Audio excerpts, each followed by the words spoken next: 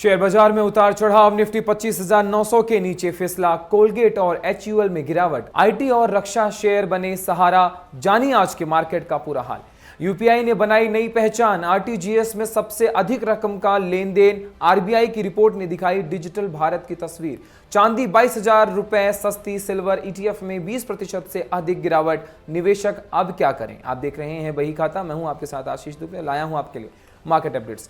सबसे पहले बात करते हैं शुक्रवार 24 अक्टूबर 2025 को घरेलू शेयर बाजार की शुरुआत सावधानी भरे रुख के साथ हुई। सप्ताह के आखिरी कारोबार दिन सुबह के सत्र में निफ्टी 50 इंडेक्स 25,900 के नीचे फिसल गया, जबकि सेंसेक्स में भी हल्की गिरावट देखी गई। पिछले कुछ दिनों में रिकॉर्ड ऊंचाई छूने के बाद निवेशकों ने मुनाफा वसूली शुरू कर दी है, जिससे बाजार पर दबाव बना हुआ है। विशेष रूप से कोलगेट-पाल्मोलिव और हिंदुस्तान यूनिलीवर के तिमाही नतीजे अपने उम्मीद से कमजोर रहे, जिसके चलते दोनों दिग्गज एफएमसीजी कंपनियों के शेयरों में करीब 4% की गिरावट दर्ज की गई है। इसके अलावा doctor Reddy's laboratories, SBI cards, Coforge, latent view analytics और आदित्य बिरला सन लाइफ एएमसी जैसी कंपनियों के नतीजों पर भी बाजार की नजरें टिकी हुई हैं। हालांकि आईटी सेक्टर में तेजी का रुख बरकरार है। विशेषज्ञों का मानना है कि वैश्विक टेक्नोलॉजी संकेतकों में सुधार और विदेशी निवेशकों की दिलचस्पी के चलते इन्फोसिस, टीसीएस, विप्रो और एचसीएल टेक जैसे स्टॉक्स बाजार को सहारा दे रहे हैं। साथ ही रक्षा क्षेत्र में भी सकारात्मक संकेत मिल रहे हैं। रक्षा अधिग्रहण परिषद डिफेंस एक्विजिशन काउंसिल ने हाल ही में 69,000 करोड़ की परियोजनाओं को मंजूरी दी है, जिसमें HAL, BEML, BEL, Astra Micro और डेटा पैटर्न्स जैसे शेयरों में खरीदारी बढ़ी है। दूसरी ओर फेडरल बैंक सुर्खियों में रहा, क्योंकि बैंक ने 6,200 करोड़ मूल्य के 27.29 करोड़ वारंट्स जारी करने की मंजूरी दी है। ये वारंट्स निजी इक्विटी दिग्गज ब्लैकस्टोन को दिए जाएंगे, जो बैंक में हिस्सेदारी बढ़ाने और एक गैर कार्यकारी निर्देशक को नामित करने का अधिकार भी हासिल करेगा। यह कदम बैंकिंग सेक्टर में विदेशी निवेश को नई दिशा दे सकता है। वैश्विक बाजारों की बात करें तो ब्रेंट क्रूड ऑयल की कीमतें फिर से 66 प्रति डॉलर बैरल के आसपास पहुंच गई है, जिससे भारत जैसे तेल आयात तक देश की मुद्रा और चालू खाते पर दबाव बन सकता है। भारतीय रुपया ने आज 87.69 प्रति डॉलर पर ओपनिंग की, जो गुरुवार के 87.84 के मुकाबले मामूली रूप से मजबूत है। तकनीकी विशेषज्ञों का कहना है कि निफ्टी के लिए 26,000 स्तर अब एक प्रमुख रेजिडेंस पॉइंट बना हुआ है, जबकि नीचे की ओर 25,700 से 25,600 के बीच मजबूत सपोर्ट जोन देखा जा रहा है। बैंक निफ्टी के लिए 58,000 का स्तर अहम माना हुआ है। इस हफ्ते का बाजार एक मिश्रित तस्वीर पेश कर रहा है, जहां एक और आईटी और रक्षा क्षेत्र के शेयरों में तेजी देखने को मिल रही है, वहीं उपभोक्ता वस्तुओं और बैंकिंग सेक्टर में कमजोरी बनी हुई है। संक्षेप में समझें, निफ्टी 25,900 के नीचे 26,000 प्रमुख रेजिडेंस स्तर। सेंसेक्स हल्की गिरावट के साथ सीमित दायरे में कारोबार कर रहा है। कोलगेट और एचयूएल की बात करें तो कमजोर नतीजों के चलते 4% टूटे। फेडरल बैंक 6,200 करोड़ के वारंट्स जारी करेगा। ब्लैकस्टोन को डिफेंस स्टॉक्स 69,000 करोड़ के ऑर्डर के बाद तेजी। रुपया 87.69 प्रति डॉलर पर हल्की मजबूती। ब्रेंट क्रूड 66 प्रति डॉलर बैरल बाजार पर दबाव। बाजार विशेषज्ञों का कहना है कि निवेशक फिलहाल परिणामों को मौसम, अर्निंग सीजन्स और वैश्विक संकेतों पर नजर बनाए रखे, क्योंकि आने वाले हफ्तों में बाजार की दिशा इन्हीं पर निर्भर करती है।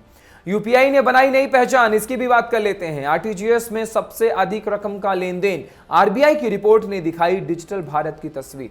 भारतीय रिजर्व बैंक आरबीआई की पेमेंट सिस्टम रिपोर्ट के मुताबिक भारत में डिजिटल भुगतान की गति पहले से कहीं ज्यादा तेज हो चुकी है।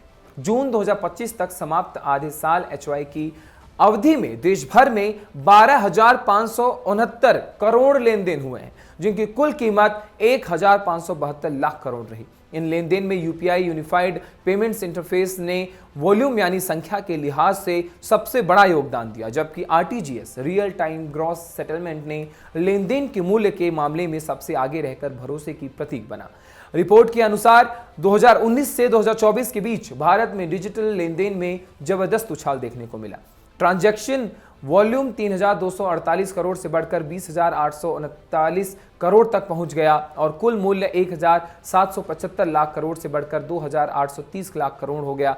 हालांकि इस दौरान डेबिट कार्ड ट्रांजैक्शंस में गिरावट देखी गई क्योंकि उपभोक्ता अब ज्यादातर भुगतान यूपीआई और अन्य डिजिटल विकल्पों के जरिए करना पसंद कर रहे हैं। यह बदलाव साफ दिखाता है कि भारत तेजी से एक नगद रहित और पूरी तरह डिजिटल अर्थव्यवस्था की ओर बढ़ता हुआ दिखता है।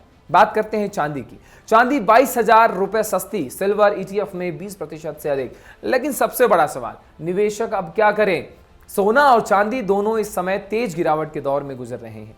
चांदी एमसीएक्स पर 1,48,385 रुपए प्रति किलो पर कारोबार कर रही है, जो अपने रिकॉर्ड हाई 1,70,415 रुपए से 22,000 रुपए नीचे है। सोना भी अपने रिकॉर्ड स्तर 1,32,294 रुपए प्रति 10 ग्राम से लगभग 9,000 रुपए सस्ता हो गया है। अंतरराष्ट्रीय बाजारों में भी दबाव जारी है, जहां स्पॉट गोल्ड $4,102 प्रति औंस और चांदी $48.82 प्रति औंस पर कारोबार कर रही है। डॉलर की मजबूती, ऊंची ब्याज दरें और वैश्विक आर्थिक अनिश्चितता ने कीमती धातुओं पर दबाव बनाया, जिससे भारत में भी गोल्ड और सिल्वर ईटीएफ में बिकवाली बढ़ी है। इस गिरावट का असर ईटीएफ में भी साफ देखा जा रहा है। Nippon India silver ETF record high से 20%, एचडीएफसी सिल्वर ईटीएफ लगभग 24%, आईसीआईसीआई सिल्वर ईटीएफ 21% और एसबीआई सिल्वर ईटीएफ 18% नीचे है। गोल्ड ईटीएफ में भी कमजोरी बनी हुई है। HDFC gold ETF 3.5%, SBI gold ETF 3.7% और आईसीआईसीआई गोल्ड ईटीएफ लगभग 4% टूटा। विशेषज्ञों का कहना है कि सोना और चांदी लॉन्ग टर्म निवेश के लिए सुरक्षित और भरोसेमंद है। यदि आपने हाई पर खरीदी है तो धैर्य बनाए रखें और जल्दबाजी से बचें।